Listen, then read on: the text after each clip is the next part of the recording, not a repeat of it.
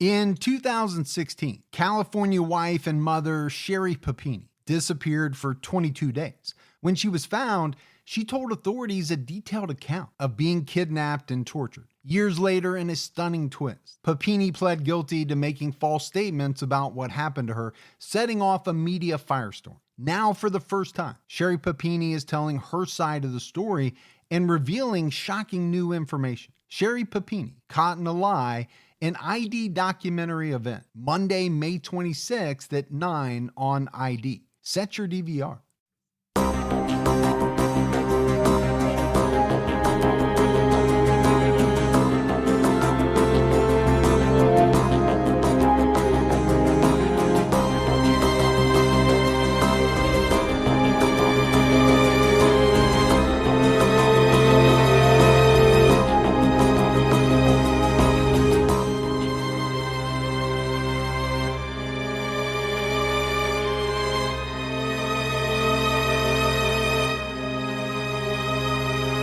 Hello, everyone, and welcome to episode 233 of the True Crime All the Time podcast. I'm Mike Ferguson, and with me, as always, is my partner in true crime, Mike Gibby Gibson. Gibby, what's going on, buddy? Hey, man, what's happening? I'm doing great. Yeah? I'm really having a good week.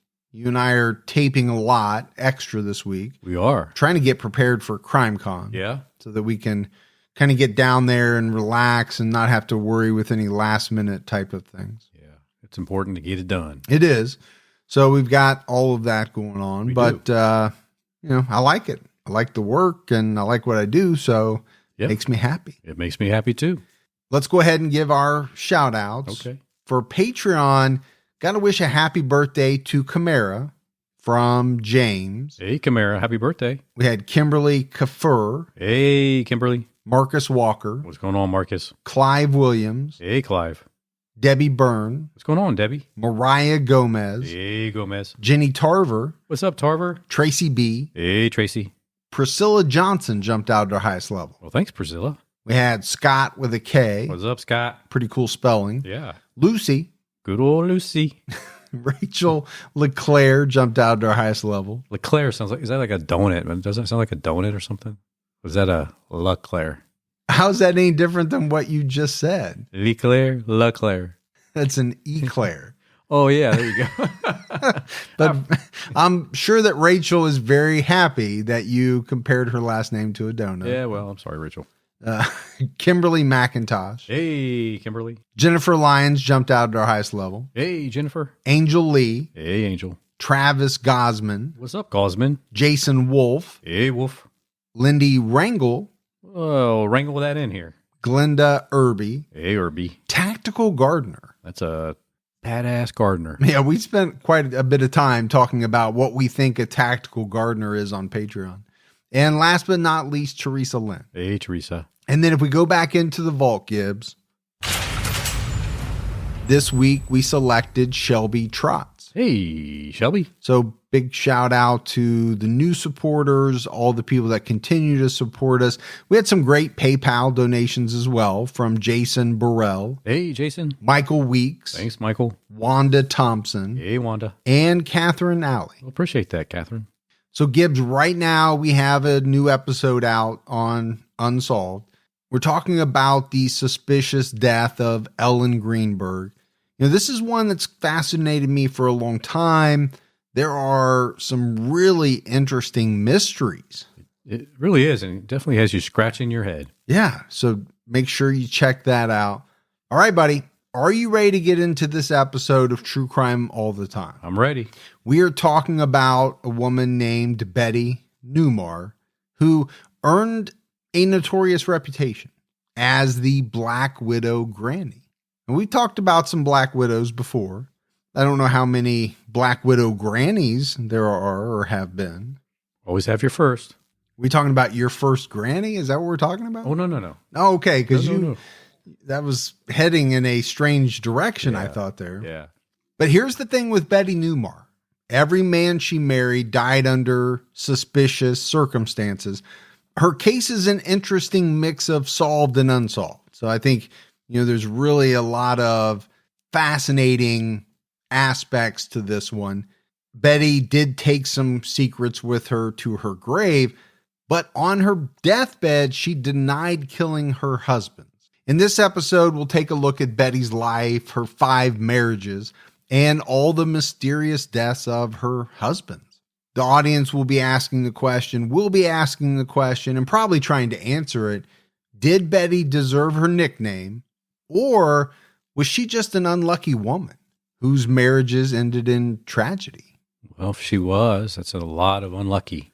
It would be a lot of coincidence. Yes. A great number of coincidences if all of these things happened and she really had nothing to do with it. I'll say that. Betty Walden Johnson was born in Ironton, Ohio in 1931. There's not a whole lot known about her early life. It seems to have been a pretty uneventful childhood. Her family wasn't extremely rich, but they also weren't extremely poor. Betty's father was a coal miner, but then at some point the family moved to Florida so he could work on the railroad. The good old railroad days. They still have railroads today. You know that, right? Yeah, but back then was the good old railroad Oh, days. that's the good old. Yeah. Okay. Yeah. Wear that conductor hat. What do they wear today? A different conductor hat. Yeah, you love it when I kind of probe and prod and Like, can you just let it go? I could let it go, but where's the fun in that? Yeah. So, this episode, Gibbs, could get a little hard, and I don't want to try to minimize that as much as possible.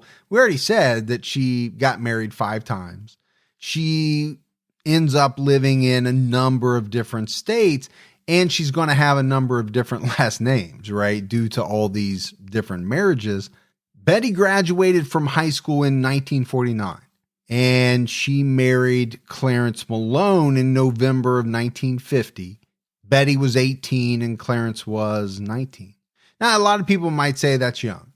I think today it is. I don't think kids today are getting married as young as they used to. But back in the 30s, 40s, 50s, it seems like people got married pretty young. Yeah, and sometimes younger. Oh, younger. Yeah. My grandmother, I think, got married at the age of 13. Now, they were in the hills of Kentucky, so you have to take that into account as well. But they also were married for 50 plus years. Yeah. So death do you part. exactly. Now, the marriage between Clarence and Betty was pretty short-lived.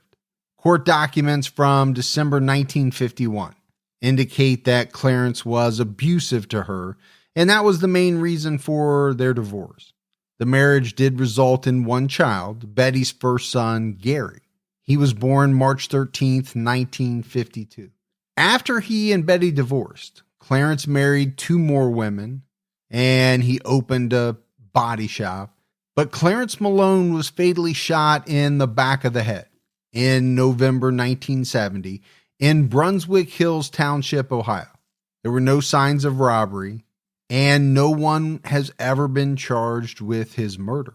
Now, he and Betty had been divorced for 18 years, so she really was not a suspect. There was no evidence connecting her to Clarence's death, and generally people don't believe she had anything to do with it. But, of course, given all the things that we're going to talk about, it's not out of the realm of possibility, but I think police have pretty much ruled her out. Still makes you think a little bit. Well, it wouldn't at the time, because who's going to be upset and wait for 18 years to put their master plan into motion? Not many people. Unless you're really, really good at masterminding. Well, you want to talk about a tactical gardener. Yeah, I mean, that's tactical. that is. If you're going to sit around and stew for 18 years and then all of a sudden you're going to kill your ex-husband, you're playing the real slow game there. The slow con, or the slow, it's not a con, but you know what I mean. That's how I do all my revenge. Slow. I wait, sit back when they least expect it. Yeah. Might take 18, 20 years. I don't know. I got something coming up pretty soon that happened back in high school. No, I just laughed about that. It's not, God forbid, something happens to somebody that you knew in high school coming up sometime here in the near future. Oh, yeah. You've now just made yourself a suspect. Playing around. Yeah. Hopefully you're playing around. Half the time, I don't even know, man. I'll have my alibi. Okay. I would assume if you've waited this long that you've got it all sewn up. Absolutely. Okay. All right. So we mentioned Betty and Clarence divorced. Betty remarried pretty quickly to a man named James Flynn in 1953. Now, James was a much kinder husband. He also adopted Gary as his own son. Betty and James had one daughter together, named Peggy in 1954, but James died in 1955. He wasn't around very long. No, bringing Betty's second marriage to a tragic end. Now, Betty has given conflicting accounts of what happened to him. To some, she told he froze to death in a truck in New York City. To other people, she said he was shot on a pier. Okay, those are fairly different. Now, James did die. I mean, there's no doubt about that. His death certificate is out there. But there's never been really any evidence linking Betty to his death. So that's kind of, I said it up front. There's some facets of unsolved mixed with the solved in this one. In 1960, Betty was living in Jacksonville, Florida. She enrolled in beauty college under the name Betty Flynn. She married her third husband, Richard Sills, a Navy soldier, in 1963. They met at Betty's beauty salon and fell in love. Richard died on April 18th, 1967. His death was ruled a suicide. And apparently that day, the two had been drinking for several hours at a local bar. When they got home, they got into an argument. Betty claimed that Richard shot himself during this heated argument inside their apartment.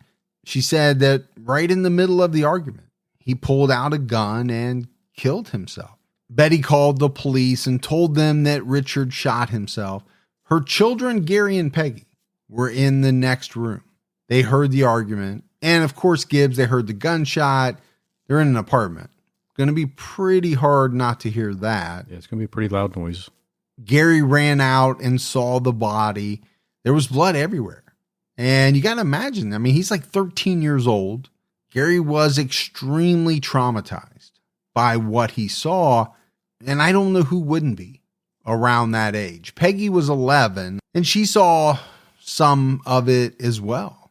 She told BBC News he was laying on the bed and he went in snorting and he rolled off the bed. And I asked the paramedic if he was dead. And they said to me to get out of there. That's all I remember. So it sounds like maybe Gary, just being even a couple of years older, understood a little bit more of what was going on and therefore was maybe traumatized to a greater extent. That makes sense. Not that she wasn't traumatized. I'm not saying that. I think the key around this one, Gibbs, is that Navy investigators accepted what the local police told them. So basically everyone accepted Betty's story that they had an argument. Richard pulled out a gun and he shot himself. Betty met her fourth husband, Harold Gentry, in 1967. He was an Army soldier stationed in Key West, Florida. Betty owned a beauty shop on the island. Love Key West. Oh, man. Have you been? Oh, yeah. Yeah, so much fun. So much stuff to see. I had a friend down there not too long ago. They rented a boat, went out to the sandbar, and spent the day at the sandbar. Just a private little sandbar out there.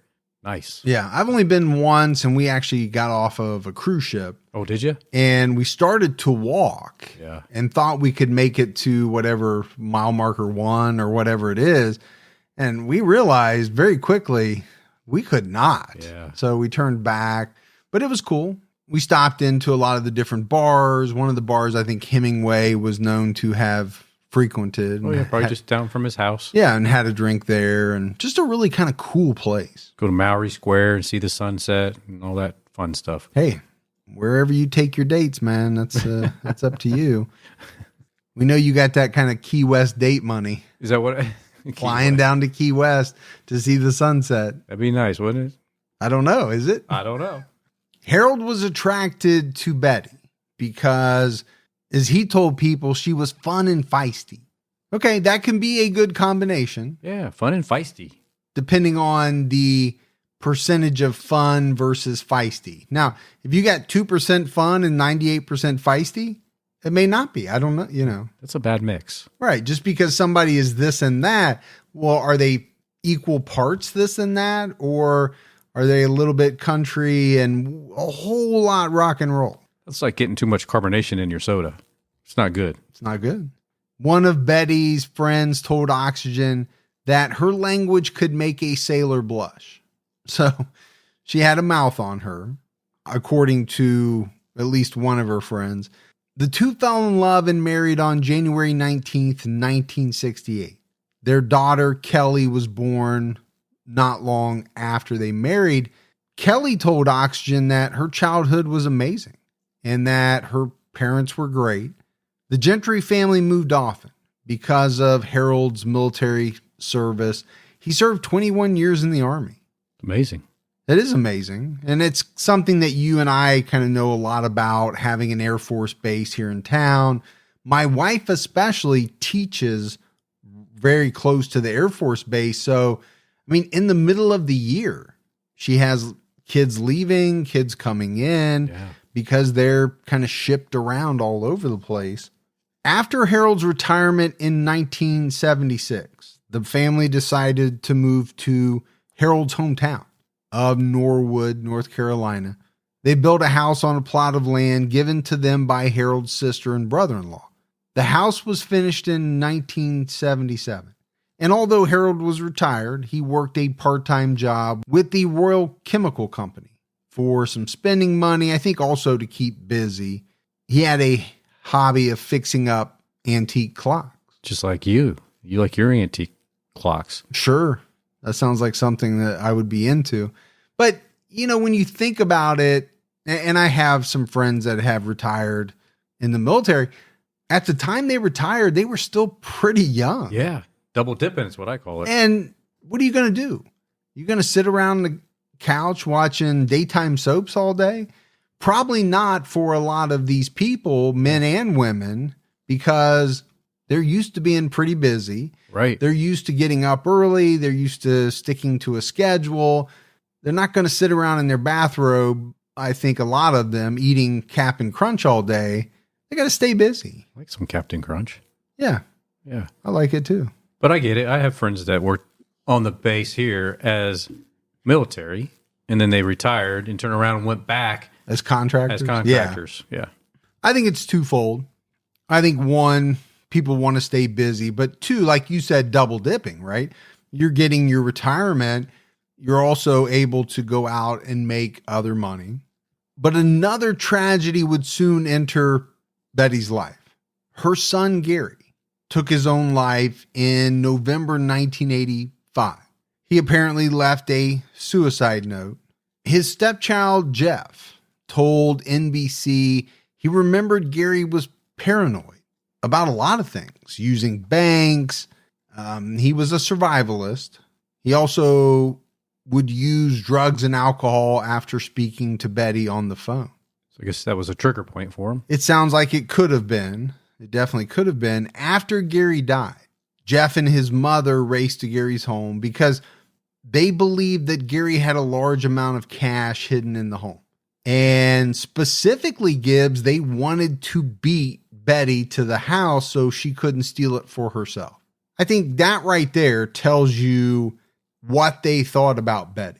For that to be one of the first things that jumps into your mind, I mean, I'm sure they were shocked and they were grieving over the fact that, stepfather, husband is dead, but very quickly, hey, Gary's mom, Betty's going to be at that house and she's going to take everything. We better get there first.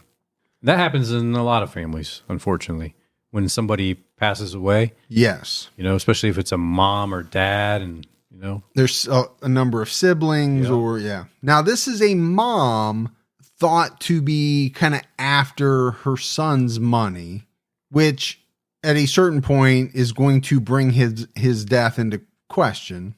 I don't think I'm foreshadowing anything too off the wall there, but apparently they beat her to the house and they found $16,000 in cash hidden under his bed, along with some guns and ammo. Betty and Harold arrived later that night. So I think that validates the fact that she was going to the house. Now, Gary's wife later said that she blamed Betty for Gary's death. She said Betty was just not a nice person. I mean, I get it. A lot of wives don't get along with the mother-in-law. That's true. And the same with mother-in-laws and their, daughter-in-laws. So I get it. You're going to have that conflict back and forth. Yeah, that's absolutely true. But, from my experience, a lot of it is over petty stuff. Hey, mother-in-law doesn't like the way that you keep your house clean or don't keep your house clean. Yeah. They don't like everything you do in raising the kids. They don't like some things you do or how you treat their baby boy, or you know what I'm saying? Right. Things like that. I don't know how many wives you would have come out and say, this person is evil. They're just not a good person. They played a role in my husband's death. Yeah, that's a little bit more than saying I didn't really care for her cooking. Yes. Now, add that to the fact that Gary's stepchild came out and said that it seemed like every time he talked to his mom on the phone, after that conversation, he was into drugs and alcohol. Now, Gibbs, one thing that I found very interesting was that Betty received a $10,000 payout from Gary's life insurance. So he left his mom on as the benefactor. Yeah, and I'm just kind of doing the math, right? He died in 1985. He was born in 1952, so that would have made him, 33 years old. Yeah. He's got a wife. He's got stepchildren at least. I thought that was strange. Now, I may be way off base, and there might be a lot of people saying, out there, oh, no, I've got my parents or a parent on my life insurance as well. But you would think a guy into his 30s with his own family at that point would have everything either going to his wife and or his stepchildren. Yeah, not his parents, but yeah, I thought it was a little odd, but maybe it does happen. Maybe I'm thinking it's odd because people are going to ask the question. Well, of course. Right? After we get done talking about some additional things, is it possible that Betty had something to do with her son Gary's death? We talked a little bit about Betty, her character. I think it definitely depends on who is doing the talking. There were some people that thought she was great, but there were a lot of people that said she was consumed by money and that she was a very domineering woman. Okay, I get it. You want to wear the pants in the family? I got no issue with that. No. Zip them up. And do your thing. Yeah. But when you start talking about the fact that someone is consumed by money and people around them are dying at already what is a pretty extremely high rate, there's going to be life insurance involved. There obviously was in Gary's case. And I'm assuming, Gibbs, even though we don't have the information, that there would have been in some of these other ones as well, because she was the spouse. Gary's stepson, Jeff, lived with Betty for about a year, but left because he said he feared for his life. Allegedly, Betty got him fired from 2 jobs, ruined his relationship with his girlfriend, but the final straw, and I think the most telling for me, was when she wanted to buy him some life insurance. Well, right there, I'd be like, all right, I'm out. Yeah, ding, ding, ding. Yes. Something's not right. He got very concerned, and rightfully so, when Betty told him she planned to buy him a $100,000 life insurance policy and name herself as the beneficiary. It's not good. No, I know you weren't happy the day that I told you that I had taken out $1.5 million on you, but named myself as the beneficiary. That's just because I thought you undershot it. I mean, really, you only think I'm worth that? Yeah, I mean, with your Key West type of money, I probably should have put it much higher. But it does make you wonder, did she, and she probably did take a policy out on her son back in the day, It's at 10 it's just 10,000. It's just 10,000 for burial Yep. fees and things like that. And she probably didn't contribute to his burial at all. Yeah, I mean, again, we don't have all those facts, and Right. but it does seem strange. Now, I have insurance policies on my kids, but they still live with me. They're still young. They don't cost anything hardly at their age. They're just kind of, emergency type insurance policies. I don't think I would have one on them if they were in their 30s or once they move out and have a family of their own. Right. To me, that would be strange. Yeah. I find that very It is strange. a little strange. Now, I'm not bad mouthing you out there in the audience if you have that situation going on, but in my world, it doesn't seem all that normal. Hey, Gibbs, let's take a minute to talk about First Leaf. Hey, I'm going to let you in on a little secret, man. I like to drink wine. My wife likes to drink wine, but I get very overwhelmed shopping for wine because, to be honest with you, I don't know what I'm looking for half the time. Thankfully, there's First Leaf, a better way to discover wine at a fraction of the price you'll find in a store. First Leaf is a fully customizable wine club that sends curated boxes of wine that are perfect for you, and they have more award-winning wine than anyone else. The great thing about First Leaf is there's no guesswork. Each wine shipment is entirely customized to your unique palate and preferences. They use a one-of-a-kind algorithm and your feedback to curate further wine recommendations. So, really the more wines you taste and review, the better the shipments get. I found the whole experience incredibly easy and convenient. They have a great variety of wine. It comes in an amazing box, and really just the unpackaging of it was exciting for my wife and I. I love the flexibility of their subscriptions. So save time, money, and stress with First Leaf, the wine club designed with you in mind. Join today and you'll get 6 bottles of wine for $29.95 and free shipping. Just go to tryfirstleaf.com/TCAT. That's 6 bottles of wine for $29.95 and free shipping at tryfirstleaf.com/TCAT. This podcast is sponsored by BetterHelp. If there's something interfering with your happiness or preventing you from achieving your goals, BetterHelp will assess your needs and match you with your own licensed professional therapist. I've tried this service and I found some amazing results. I started communicating with a therapist in under 48 hours. Now, this is not a crisis line. It's not self-help. It's professional counseling done securely online. They offer a broad range of expertise available, which may not locally be available in your area. The service is available for clients worldwide. You can log into your account at any time and send a message to your counselor. You'll get timely and thoughtful responses. Plus, you can schedule weekly video or phone sessions. You'll never have to sit in an uncomfortable waiting room as you have to do with traditional therapy. And it's more affordable than traditional offline counseling, and financial aid is available. BetterHelp wants you to start living a happier life today. Visit their website and read their testimonials that are posted daily. Visit betterhelp.com/TCAT. That's betterhelp.com/TCAT, and join the over 1 million people who have taken charge of their mental health with the help of an experienced professional. As a special offer for True Crime All the Time listeners, get 10% off your first month at betterhelp.com/TCAT. Jeff told NBC that Betty told him people of our stature have insurance policies on each other. That way, if something happens to you, you take care of me. And if something happens to me, I take care of you. He wasn't buying it. And I think it scared him. And it was at that point, he basically cut off all contact with her. Smart young man. Well, yeah, especially once we find out everything about Betty. I mean, look, she already ruined 2 of his jobs and the relationship. Yeah.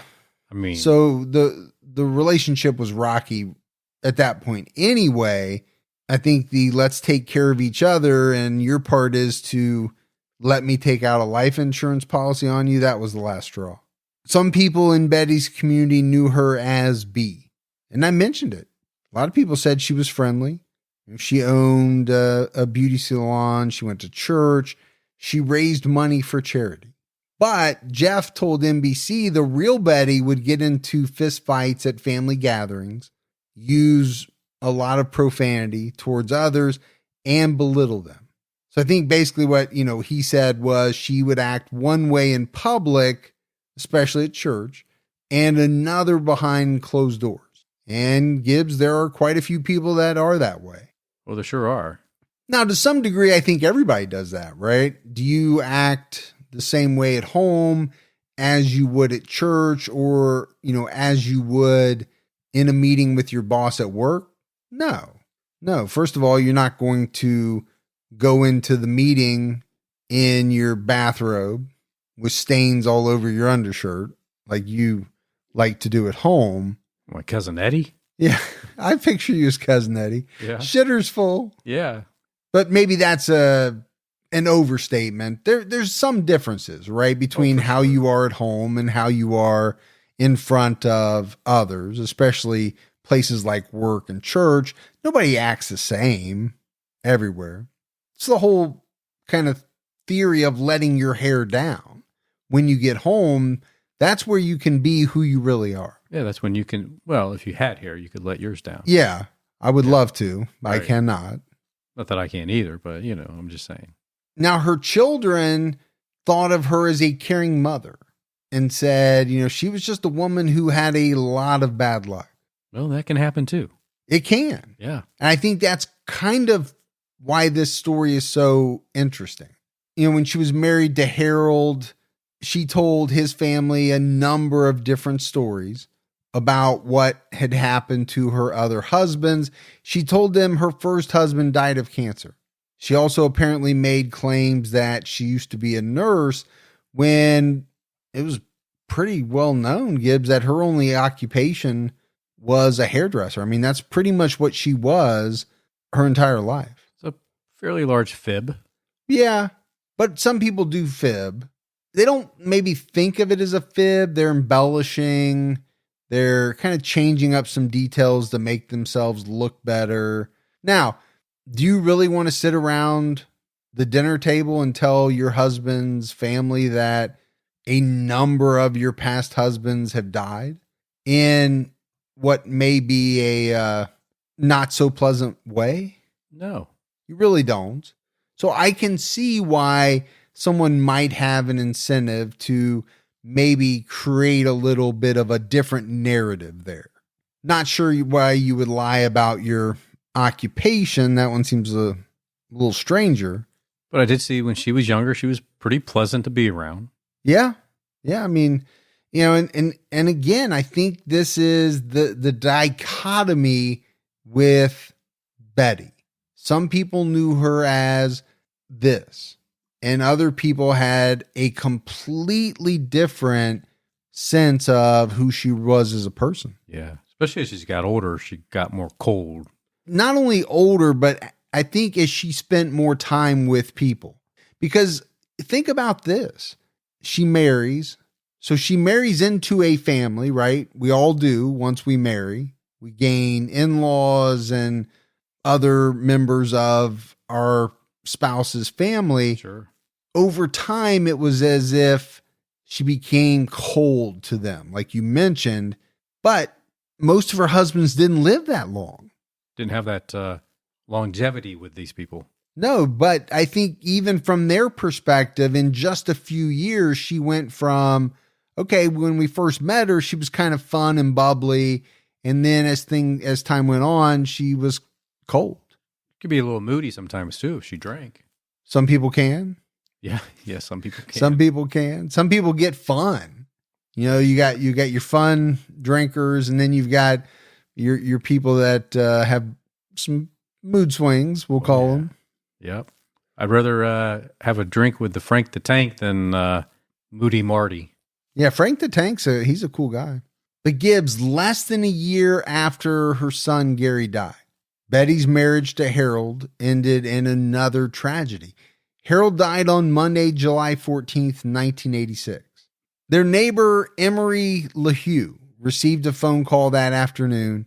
One of Harold's relatives was concerned about him because he hadn't shown up for work, which was highly unusual for him. We already said that he retired after 21 years in the military.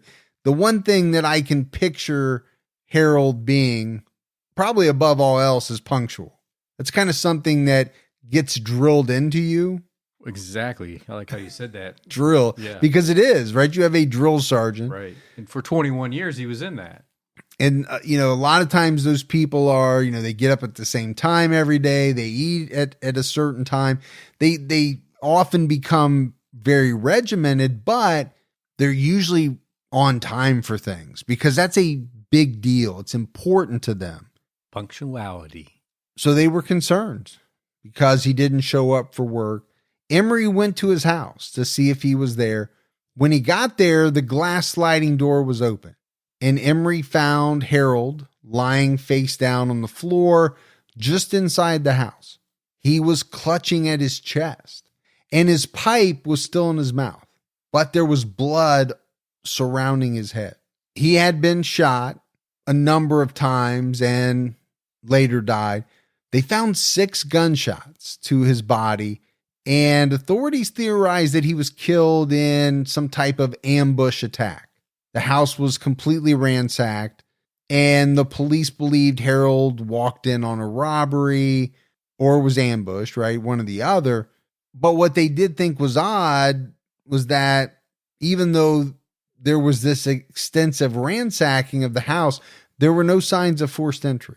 Emery spoke to the police and told them he saw Betty and Harold on Saturday afternoon. Betty left in her truck and Harold was outside doing yard work. That evening, Emery heard gunshots. He didn't see anything, and he told his wife it was dark and too late for any type of target practice, but he kind of forgot about it, let it go. Now, I'll be honest with you, Gibbs. I hear gunshots from time to time here at my house. Well, sure you do. We have a pretty large field just across the road. Right. There's a lot of times where there are people out there firing guns, and it's gotten to the point now where I just really don't pay that much attention to it. Yeah, you're used to it. I'm pretty used to it. So if there were gunshots in my neighborhood, would I just chalk it up to the things that I normally hear? There's a very good chance I would. I'm not calling police. I'm not going to investigate because it's not like I've never heard a gunshot. I hear them quite frequently. Well, and I think you had a bullet come through your roof one time. I did. That was a little unexpected. Yeah. That was a big deal. Had the police come out and do their CSI dowel rod stick thing. But Right. even then, they said, we're not going to be able to figure this out. So I was Right. like, okay, thanks for coming. Thanks for letting me know that. Yep. I like it when they tell you up front. There was really no false hope in that one. Yeah. Yeah. But just like you, gunshots were pretty common in that area too. Yeah, and that's why I bring it up, because I think in this area where they lived, people often shot in their own yards. They did some target shooting, target practice, whatever you want to call it. And so pretty much everyone in the neighborhood said that, kind of like what I was saying, they learned to ignore gunshots. It's not that you don't hear them. You do hear them. Right. It's just that when you do, you don't make anything out of them. Don't give them a thought at all. No, I don't even give them a second thought. If I lived in a different neighborhood where there were houses all around me and no fields, and because a lot of people are probably listening right now and saying, how can that be? Right. Right. Depending on where you live in the country or in the world, that can definitely happen. It could happen a lot. Now, if you live in New York City, that's not going to happen. If you hear a gunshot, something very bad is happening, probably. Yeah, you should be concerned. Yeah. The only motive that police could think of was Harold's clocks.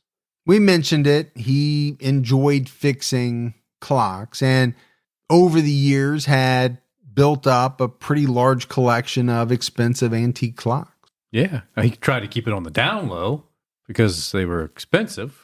But I don't know he did that great a job about it. It seems like everybody in the neighborhood knew about it. Yeah. And if you think about, if we're talking grandfather clocks, kind of hard to keep that a secret if you're wheeling them in to your house all the time to fix them up. And all those birds coming out and making those noise and those people going around the barrel. Okay, so now you're talking cuckoo clocks. Oh, yeah. Is there any other clock? Those are the best clocks. I know those are the ones that you have in your house. I get it. Yeah, I got a whole wall of them. I stare at the wall all day. But if you think about the grandfather clocks, the fancy ones, Yeah. they can be worth a ton of money. I mean, they're expensive, first of all, just to buy. They're expensive just to move them somewhere. Yeah. Or found that out. Yeah. Police scrambled to find Betty, who was out of town at the time. She was 3.5 hours away in Augusta, Georgia, getting her truck fixed. Okay. We might have to expand on that. You're telling me there's not somewhere closer than 3.5 hours away that can fix your truck? Police called her and she drove home. Howard's brother, Al Gentry, first became suspicious of Betty when she got back to the house. Because according to him, Gibbs, she didn't cry at all. And instead of asking what happened or really acting concerned, she spent most of her time explaining where she was, kind of, at least from Al's point of view, establishing her alibi. Yeah. Oh, I was with some friends down in Marietta, Georgia. I was staying with them. And she was. Police ended up verifying her alibi, but they asked her if she knew anyone who could have or would have wanted to shoot Harold. She said yes. And she went on to tell police this story about 4 males in a yellow Mercedes who had entered their driveway on multiple occasions. She said she was scared of them. And she had thought that they were casing the house, thought that they were eventually going to break in. Man, that's a really bright car and a fancy car at that. Yeah, and I think it really stood out in the area where they lived in Norwood, North Carolina. It's been said by some people that it would be nearly impossible for 4 strangers in a yellow car, any type of car, let alone a Mercedes, to avoid being noticed. But police were never able to locate the car or these men. So again, what does that mean? Well, either she made that whole story up or the police just weren't able to track the car or the guys inside of it down. Yeah, I think a lot of people probably thought at the time, I think a lot more people thought later on after additional things came out that she most likely made up this story. I mean, think about as a neighbor, you're telling me this car came around multiple times, 4 guys, strangers to the neighborhood, driving a very bright yellow Mercedes, and not a single person saw it. Yeah, it's hard to swallow. It is. And it would be in my neighborhood. It probably would be in your neighborhood, in most people's neighborhoods.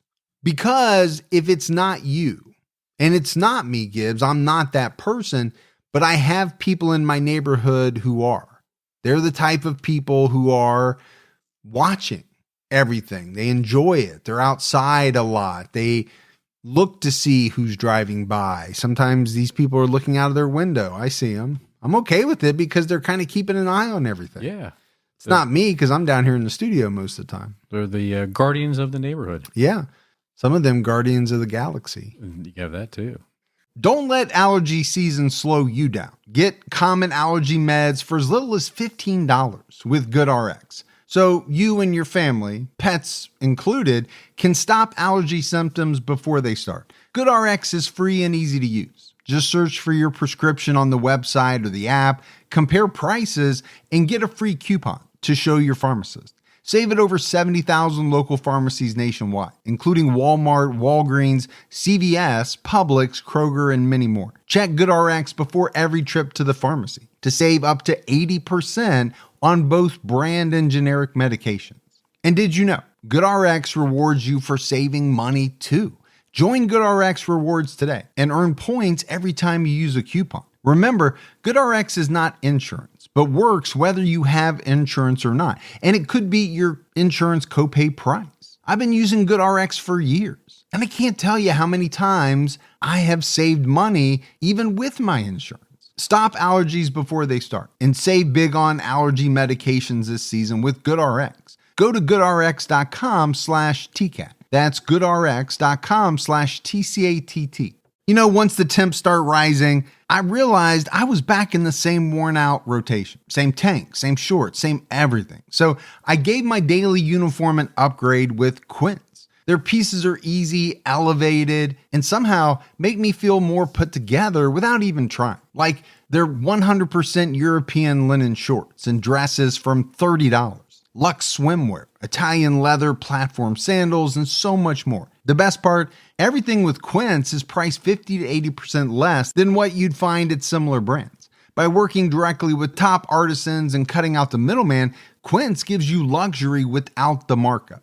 And Quince only works with factories that use safe, ethical, and responsible manufacturing practices and premium fabrics and finishes. I'm getting ready to stock up on shorts for summer from Quince, and I know they're going to be amazing because everything I've ordered has been of the highest quality, and the prices are amazing. Treat your closet to a little summer glow up with Quince. Go to quince.com/TCAT for free shipping on your order and 365-day returns. That's QUINCE.com/TCATT to get free shipping and 365-day returns. Quince.com/TCAT.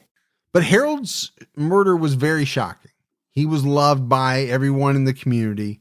Just before he died, he confessed to his brother Al Gentry that his marriage to Betty was unstable. Al told the plain dealer that his brother told him, never trust that woman. She isn't who she says she is. Okay, well, as a brother, you got to be real worried. Yeah, you'd have to be. And then after, you'd have to be really suspicious. Yeah, I think if your brother comes to you and kind of lays this out and says this about his wife, right? You can't trust this person. She is not who she says she is. Harold's family was suspicious of Betty, but no one would know the full truth about her until 20 years later. Al Gentry swore he'd never stop looking for Harold's killer, and he never did. We'll hear from him in a little snippet later on in the episode. Betty received a $20,000 payout for Harold's life insurance. After Harold died, Betty moved to Augusta, Georgia, where she met her fifth husband, John Neumar. They married in 1991. So I think, just going through the chronology a little bit, Gibbs, you can tell that she was never alone all that long. I mean, she married fairly quickly. She sure did. And you got to think there was probably some period of courting before the marriage. So I don't think that Betty was alone all that much, for long periods of time. And of course, many people believe that she's looking for her next victim. I'll say victim. You mean husband? Husband/victim. Yeah. And once that life insurance policy is in place, something bad is going to happen. But it's so hard to believe when you look at some of these Black Widow cases that, number one, someone can be so callous and murderous. But number two, in what is many cases, a fairly small amount of life insurance, $10,000, $20,000. It's not a lot of money. You're willing to take someone's life. Now, we can't say in every one of these scenarios she did, because we don't know that for sure. And some of these were never proven. Or she just, again, had more bad luck. Yeah, I think by the end of this, she would have to be one of the most unluckiest women who has ever lived. Not to say that it couldn't have happened that way, but right. I mean, most people look at the totality of it and think, wow, that is a lot to happen to one person. Yeah, it'd be a big pill to swallow to think that happened all to her like that. Yeah, the way it did. I could see if we were talking about car accidents, motorcycle accidents, or some different things. But when you add in the particulars around how some of her husbands died, I think that's where it gets real dicey. In the mid-90s, Betty convinced about 200 people to invest in a get-rich-quick scheme. She told them they'd receive up to $100,000 for every $100 they gave towards legal expenses for a rich European family that died with no heirs. Okay, we got to break this down. This seems like, one of those strange emails you get from a Nigerian prince or, somebody like that. Just thinking of it logically, though, if I came to you one day, Gibbs, and said, I know a way that with just $100 investment, you'll get back $100,000. Yeah. In what world, in what realm is that possible? And if it was so possible, why would you even want to share that with me? Why wouldn't you just want to take your own money? Yeah, there you go. See, that's always the con, right? People, they just don't see it because $100,000 is a lot of money. Sure. And $100 is low risk for most. For most. It's only $100. I mean, what's the worst that can happen? Yeah. Maybe we'll get 10,000 instead of 100,000.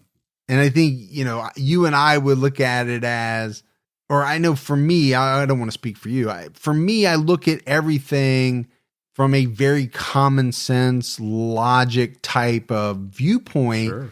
And I would look at something like that, just like I would look at, the email chains that have gone around for years and years and years and think, okay, that's obviously a con because there's no way that makes sense. It just doesn't. But you did become really good friends with that one prince. I did. I helped him out of a jam. Yeah. So, I mean, it worked out for everyone involved. Yeah. You are a relationship maker. The sad thing, though, is that we know those scams are still out there. And the reason they are is because somebody bites into them still. Yeah, people continue to. And there's always going to be someone looking to prey on other people. Yeah. I get that. I don't want to say it's human nature, but it kind of is. There's always someone looking to get over on someone else. I'm not shocked about that part. It makes me mad, but I'm not shocked that people try to do that. What I am shocked at is that so many people fall for it. And I do think there are a lot of people that are gullible. They just are. And I kind of look at my wife and my youngest daughter as if I wasn't around, they probably would have already fallen into some of these traps. Yeah. My wife is the one that gets the email that says you could win X amount. And she shows it to me and she says, you think I should sign up for this? I was like, no, delete that right away. They've probably already hacked into your account. Right. Run away. Tell me you didn't click on that link. Yeah. Oh, she already did. That's why I have to have 18 firewalls and buy 5 different antivirus programs running at the same time. So apparently people brought their money to her beauty shop. John's son, John K. Neumar, was one person that gave her $1,000. And, I think one of the things about Betty was that people in the community, they came to really trust her, right? She wasn't a stranger from out of town who just drove in and rented a hall and said, hey, people, I got this great thing for you, right? She's the local salon owner. So people trusted her, but those are often the very best con artists, the people who gain your trust. And, they're not carpetbaggers, right? They're not just stopping into town to try to fleece you. They're built into the neighborhood. A few months later, the 200 or so investors met with Betty at the Augusta Civic Center.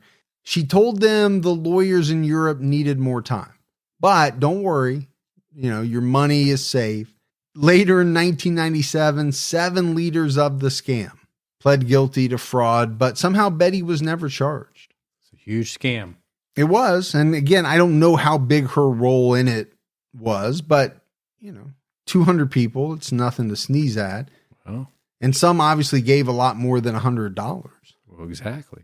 It's also kind of amazing, Gibbs, that she would try to get John's son in on it and succeed. Right. Knowing that this is a scam. Okay. It's not good to scam anyone, but you're scamming your family now. And John had some money. He was worth more than $300,000, but The couple filed for bankruptcy in 2000. Gibbs, they had over $200,000 in debt, spread over 43 different credit cards. How many?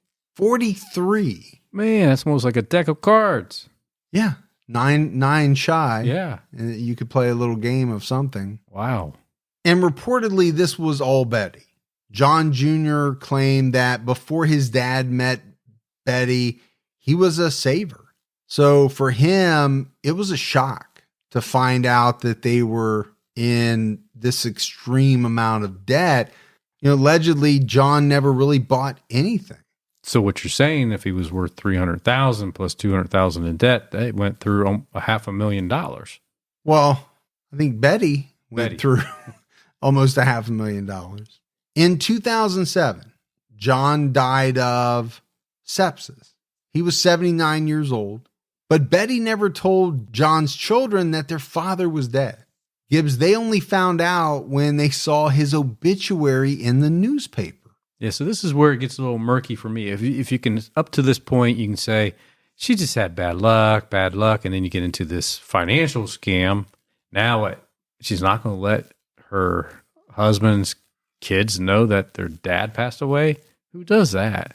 Well, and then they arrived at the funeral home to find that Betty had already cremated their father without even consulting with them. Betty was the beneficiary of John's life insurance policy, which of course, Gibbs, she had taken out herself. So of course she made herself the benefactor. Yeah. Yeah. And she received the payout shortly after his death. Well, no autopsy can be done, can it? No, not when you cremate the body that quickly. But you're right. There are some things in the previous marriages and deaths that seem hinky. But when you get to this one, when you got the money scam, Betty racking up the debt, cremating the body, not telling the children that, number one, she was doing that, but that he even had died, things look very, very bad. But then you have to go back to North Carolina, back to the murder of Harold Gentry. By this point, 22 years had passed. Police had no suspects. They'd made no arrests in Harold's murder case. His brother, Al Gentry, pushed the police to renew the investigation, but they kind of ignored him. Then in 2006, newly elected Stanley County Sheriff Rick Burris was willing to listen to Al. When Burris was elected, Al refused to stop asking him to look into Harold's case. And I think this guy, Rick Burris, had no choice. Al just would not leave him alone. So I think just to kind of get him out of his office. Sure. Hey, all right. I'll look at it, okay? I'm going to look at it. Yeah, we'll open it up. We'll take a look at it. But I totally get that. Man, I'm telling you right now, as a family member, if you've got someone in your family who has been murdered, I think I would be that person who is constantly bugging the police. But I go back to the very first episode that you and I ever did of True Crime All the Time Unsolved. We looked into the murder of Jody LeCornu. Yeah. And we had on Jody's sister, Jennifer. And Jenny was this kind of person. She's never let up on the police, hounding them to find out who committed the crime against her sister. And I think I would be that person too. And I kind of respect that. Well, of course. We've done a few episodes where many years later, it's proved to get the job done. Al Gentry told Rick that his brother and Betty fought all the time. Just before his brother's death, Betty forced Harold to move out because he cheated on her. He was staying in a trailer at the back of the house because he and Betty had essentially separated. He would basically come inside to eat and shower, but other than that, Betty had completely kicked him out. It was Al's belief that Betty had hired a hitman to murder Harold when she learned he was cheating. He also thought that she had Harold killed because he knew about some of her nefarious activities, but he didn't really make it clear what those activities were. I think the other thing that Al thought was that Betty wanted to get her hands on Harold's life insurance money before he could divorce her. And obviously he would change the beneficiary at that point. Sure. So Rick Burris reopened the case in January 2008 and assigned it to former Stanley County Sheriff's Detective Scott Williams and Dr. Laura Petler, who was an investigator for the DA's office. They reviewed the file and the crime scene photos, and they decided that it looked to them as though the robbery was staged. The items missing were inconsistent with the level of destruction in the home, and non-valuable items were stolen, while some valuable items remained in the home. The amount of times Harold was shot was excessive. To them, it seemed more like an execution than a random shooting that occurred during a robbery. Sounds like it to me as well. Yeah. And I think a lot of people thought that. I think Harold's brother thought that way back when. He just couldn't get anybody to listen, right? Using new databases that were not available back at the time Harold was killed. They found out that Betty had been married 5 times. And they found out that all of those men were now dead. 2 murdered, 1 suicide, and then 2 husbands who died under mysterious circumstances. They noticed a pattern. All of the husbands died when they started having problems with Betty. So I think Gibbs not too hard to theorize that possibly that was Betty's way of resolving her problems. She either killed them or had them killed and then benefited from their life insurance. And then moved on to the next one. And then moved on, rinse, repeat, rinse, repeat. Yeah. Or she really had a lot of bad luck. I know you keep throwing that in there, and I also know you're being kind of facetious when you say that. Investigators learned that Betty tried to hire 3 people to kill Harold, one of whom was a former police officer. Somewhere in the archives, they found a 1986 interview with this officer named Alan Lawrence, where he discussed how Betty asked him to kill Harold. He told the Associated Press that he warned the North Carolina police for 2 months before Harold died that Betty was trying to kill him. So apparently, Gibbs, she tried to hire Lawrence, and then she tried to hire 2 women, Debbie Parker and Kathy Udy. Debbie Parker is Lawrence's sister-in-law. Both women were Betty's neighbors. So, I mean, it's kind of like you're just running around asking people that are close, hey, will you kill my husband? Yeah. One of them happens to be a police officer. But if you don't want to do it, just pretend I never asked you and just forget about it. But I go back to this statement by Alan Lawrence. If it is true, he told the AP that he warned law enforcement, and they obviously either didn't take him seriously. This is if his statement is true. That would be horrible. It would be. Kathy Udy told the police that Betty was constantly talking about how much she hated Harold. Well, she wanted to get revenge on him for cheating. Yes, that was her big thing, according to some of these people. At one point, Kathy stopped visiting Betty because she just couldn't take it anymore. She didn't want to have to hear about it. Lawrence left the police force in 1986 to start a swimming pool supply business. And it was inside this business where Betty spoke to Debbie. And Alan noticed that after the conversation, Debbie seemed upset. Debbie told him what Betty wanted, and she asked Alan to talk some sense into her. That's when Betty asked Lawrence to kill Harold. He refused. I think he also added Gibbs that it's not right. You can't be walking around saying things like that. Betty came to the store 2 more times to ask him to kill Harold in the 30 days before Harold's murder. Betty managed to gather a large sum of cash by collecting from a number of different people who I guess owed her money. Probably to use it to pay a hitman. I think that's what police came to believe. Investigators tried to send in undercover agents to get a confession from Betty, but they weren't able to. They never could really find Gibbs that smoking gun to convict her of first-degree murder. The DA gathered enough evidence to arrest her for solicitation to murder, a lesser charge. And on May 21st, 2008, Betty was arrested and charged with 1 count of solicitation to commit first-degree murder. Betty was shocked. She said she couldn't go to jail because she wouldn't have her metal comb or her blue shampoo. Okay, I get that. Those are items that you like. Yeah.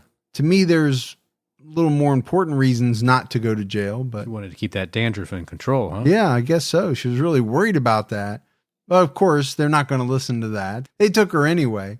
Betty was 76 years old when she was arrested. The media began calling her the Black Widow. When the news got out, and a lot of outlets called her the Black Widow Granny because she was 76 years old. Sure. I want to play a clip from Harold's brother, Al Gentry. It's from an interview that he gave to WCNC News in North Carolina. I quit being surprised a long time ago. That's Al Gentry. He tells me he always suspected Betty Neumar had something to do with the 1986 murder of his brother. Harold Gentry was found gunned down inside his Stanley County home. Now his widow is in a jail-issued jumpsuit, accused of hiring a hitman 22 years ago. Oh, man, that's the first outfit she's ever had on in her life. I never thought they'd ever get her. Because she is slick. She should be a lawyer. She's so darn slick. So, I mean, there was just something about the way that he talked that I liked. But the fact that she's wearing this, and you can't see it, but obviously in the video, she's wearing this orange jumpsuit, Gibbs, walking around. And he says, oh, that's the prettiest outfit she's ever worn in her life. Yeah. But I think you get there from Al, the sense of when he talks about the fact that he never thought they would get her. I get that. It's been 22 years. He's been prodding law enforcement. He's been trying to get them to do something. 22 years is a long time to try to get justice for a loved one.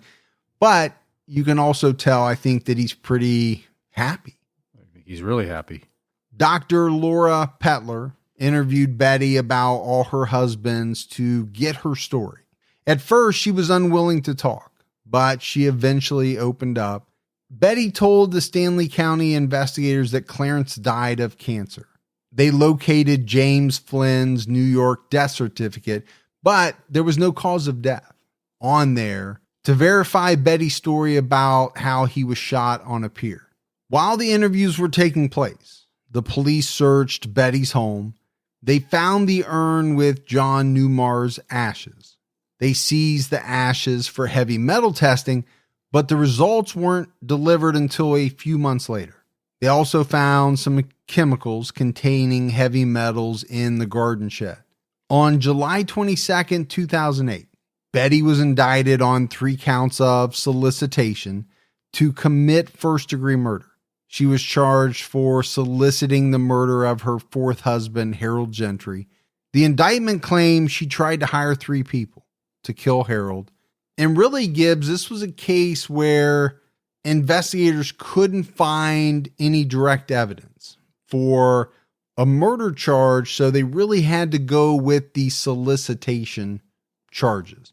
Again, they had no direct evidence, no smoking gun, no Perry Mason type moment that proved she had a hand in the murder. They just had that feeling.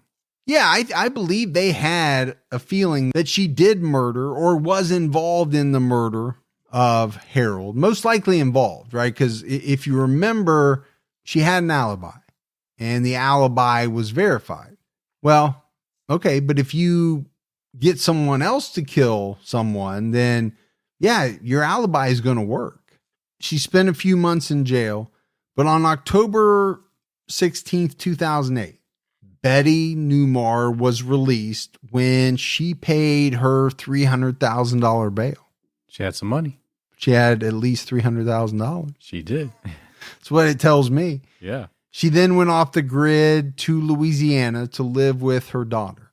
And really, Gibbs, not long after her arrest in North Carolina, Florida investigators reopened the case of Richard Sills, but they dropped it in November of 2008. The statute of limitations prevented them from exhuming his body. Premeditated murder has no statute of limitations for exhumation, but other types of homicide do. The Associated Press contacted Michael Sills, Richard's son, in 2009.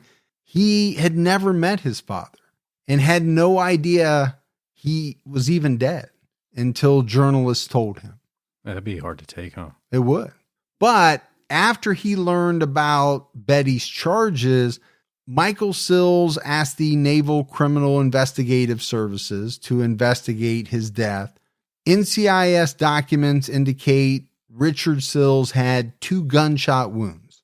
One pierced his heart, and a second one pierced his liver. But no autopsy was performed when he died, so all they had were, some records. But I think, Gibbs, if all of this is true, it really casts a lot of doubt on Richard taking his own life. Really kind of puts it more into the category of him being murdered. One lieutenant told Oxygen, if you try to take your own life with a gun, if you shoot yourself the first time and you don't die, your body automatically goes into a defensive mode where you throw the gun down. So you never see anyone take their own life by shooting themselves twice. That makes a lot of sense to me. I think if you shoot yourself, okay, you're talking about a lot of pain, agony.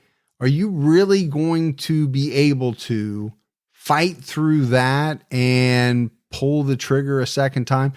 I'm sure it's possible, but it sounds like, especially in this guy's opinion, it's very unlikely. It's not the norm. The other thing I would say is that most people don't try to end their life with a gun by shooting themselves in the stomach area. Right. That is a very slow, painful, inefficient way to do it. Typically, you want it to be done and over quickly. Unfortunately, the statute of limitations also prevented the Navy from exhuming Richard's body. John Neumar's family began to suspect Betty poisoned him. Apparently, arsenic poisoning has some of the very same symptoms as blood sepsis. The lab tested John's ashes and delivered the results on August 8th, 2008. They did find evidence of heavy metals, but they couldn't determine a quantity. So in the end, the results were inconclusive, and Betty's involvement, whatever it may have been, if anything, couldn't be determined. Case closed. Yeah, there's nothing else they can do. James Flynn's death was the only one police did not choose to reinvestigate. They looked into Clarence's death, but they closed it pretty quickly because, again, there just wasn't any evidence to prove that Betty was involved. One of Clarence's brothers told the AP that he didn't believe Betty had anything to do with it. Well, there were some rumors that Clarence made some local motorcycle gang pretty upset. Yeah, those rumors did fly around. And again, depending on what type of motorcycle gang you're dealing with, it is a way to get yourself killed. If it's one of those motorcycle gangs that has no problem taking life, as some do. Yeah, there's a few. In a 2009 BBC documentary titled Black Widow Granny, Betty professed her innocence. She said, later on, it's going to eat their heart out. The hate and discontent that they're living in now will make them miserable. She said she had to forgive her accusers because if you're going to heaven, you have to forgive. And towards the end, Betty said, I cannot control when somebody dies. That's God's work. Yeah, but when you give it a little help, you know.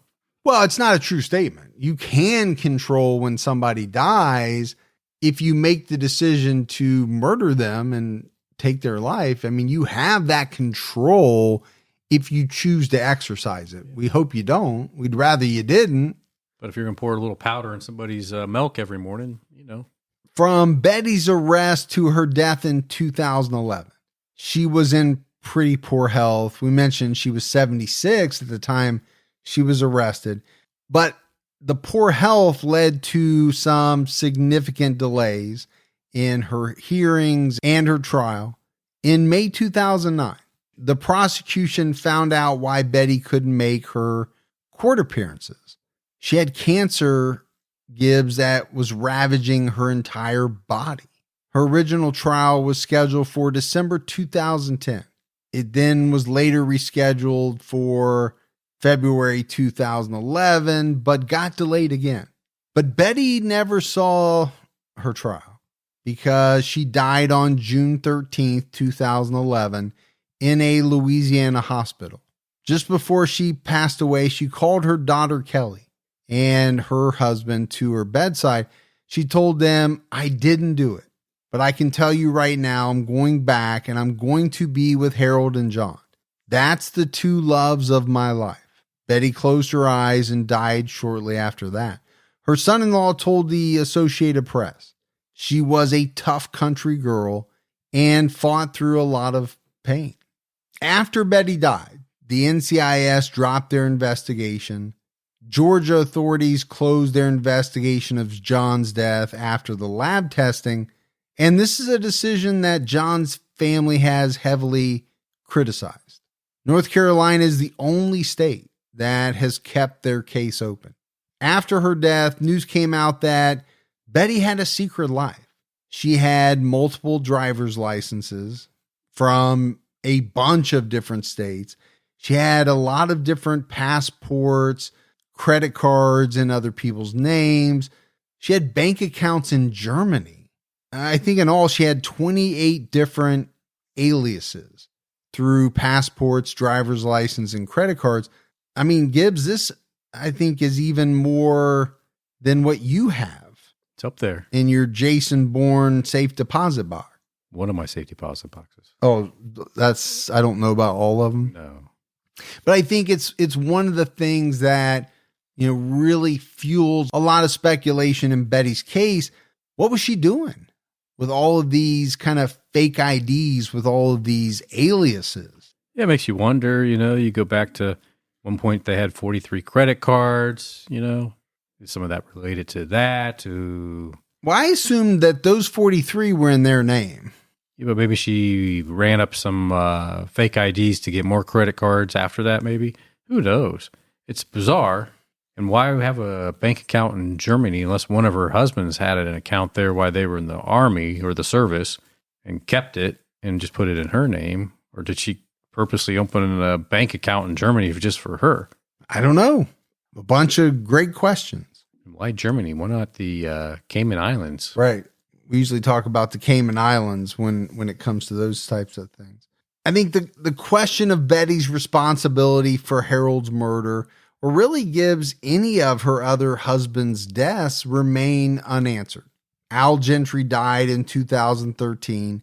He never really got closure for his brother's death. He was 68 years old when he died and in very poor health. His wife, Diane, told the Salisbury Post that his health problems were worsened by the stress of searching for Harold's killer. And I actually think you see that quite a bit in some of these cases. A lot of times it's parents who have lost a child. Their health deteriorates rapidly over the years because they're dealing with constant stress. What happened to my son or daughter? Or even if they know what happened, who did it? I can imagine that dealing with those types of things would create a great amount of stress and really take a tough toll on you mentally, but also physically, your body. You're probably not taking care of yourself. Oh, no doubt. Not getting enough sleep, probably not eating the right stuff. It all has an impact. I think when you look at all the evidence that investigators gathered, it seems fairly clear that Betty was involved in Harold's death. Unfortunately, she never made it to trial. She was never convicted.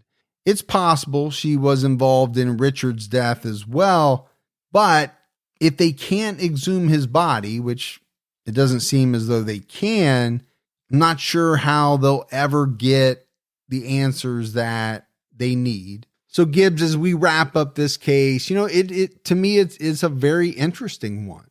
Was Betty a killer who only cared about money, who knocked off multiple husbands to get their life insurance? Or, as you've kind of said throughout the episode, really, really bad luck? Yeah. Was she just one of the most unlucky women to have ever lived?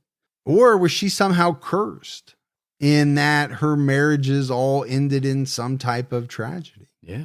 I don't know. To me, I can't sit here and say that I know for sure she was involved in the death of all of her husbands, but it's pretty hard not to think, at the very least, she was involved in some way in Harold's death and Harold's murder. Yeah. I think the other ones seem pretty suspicious, but this one seems pretty spot on. Yeah, I think they gathered enough evidence that my thought is if it had gone to trial, a jury most likely would have convicted her. So if she was able to do that, then it's kind of hard not to think that, okay, she most likely had a role in at least some of the other deaths as well. Right.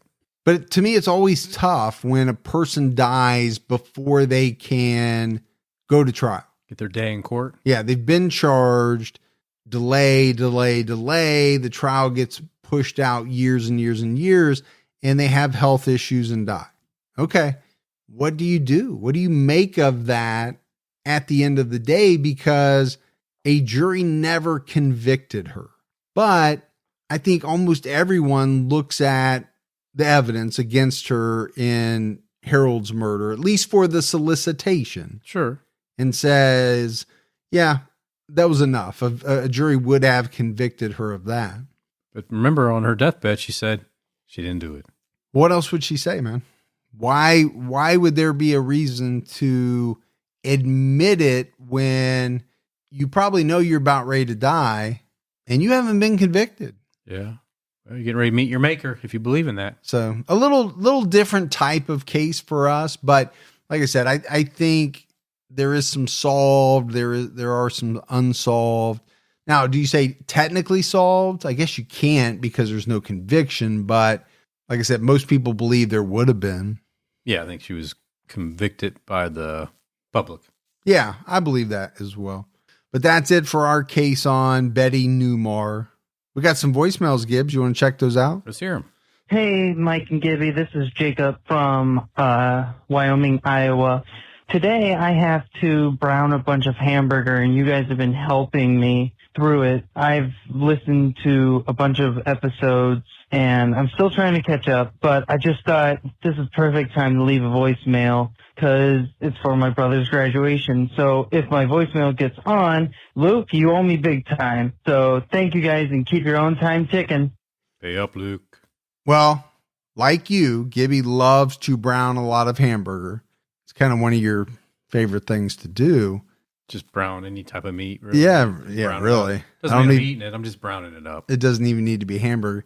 But I will say, Luke now owes his brother. I mean, I think that's pretty well known. You're on the hook. Hi, Mike. Hi, Gibby. This is Michelle calling from Oklahoma, and I just listened to the Patreon-only episode about Suzanne Caper. It was just horrific. First of all, it was horrific. I can't even think of another word to describe it, but something that I wanted to just mention was her family. I mean, I can't imagine going that long a week without even checking on my daughter. I mean, I know that she had moved out, but my 16-year-old, what was up with the family? I mean, I don't know. It was really just a very bad case.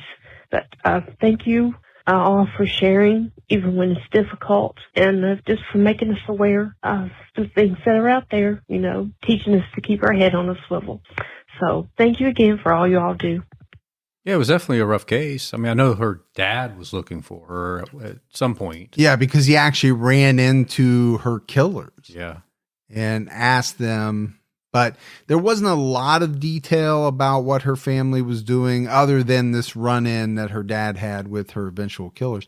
Right. It was an extremely rough case. It was. And you and I tend for the Patreon only to pick lighter cases where we can have a little more fun. Right. This was not one of them. No. This was a brutal torture, rape, murder case of a 16-year-old girl in England. Yeah. And we got emotional at the end because it was so brutal. Yep. Hey, Mike and Gibby, my name is Nelson, and I just want to say thank you both so much for the great content. I'm a security guard, and I'm stationed in the middle of the woods in northern Minnesota 12 hours a day, so I gotta say, you guys really make the time go by fast. Yeah, thank you so much for that, and keep your own time ticking. Hey, what are you guarding in the middle of the woods? I know, it's very mysterious. I want to know, too. Yeah. It's probably something with top secret level clearance. Something like that. Middle of the woods. Middle of the woods. All right, buddy. We had no mailbag this week, so that's it. That's it? That's it, man. For another episode of True Crime All the Time from Mike and Gibby. Stay safe and keep your own time ticking.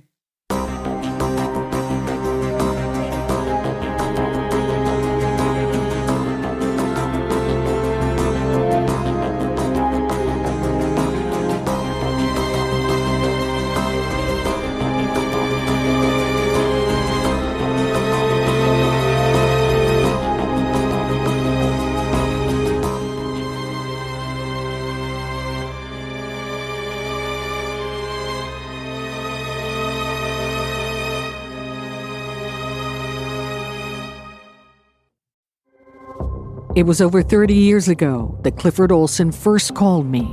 Secret phone calls from Canada's most notorious serial killer. I knew I was killing the children, but I couldn't stop myself. Now it's time to unearth the tapes, because I believe there are still answers to be found. I'm Arlene Bynum from CBC's Uncover, Calls from a Killer. Available now.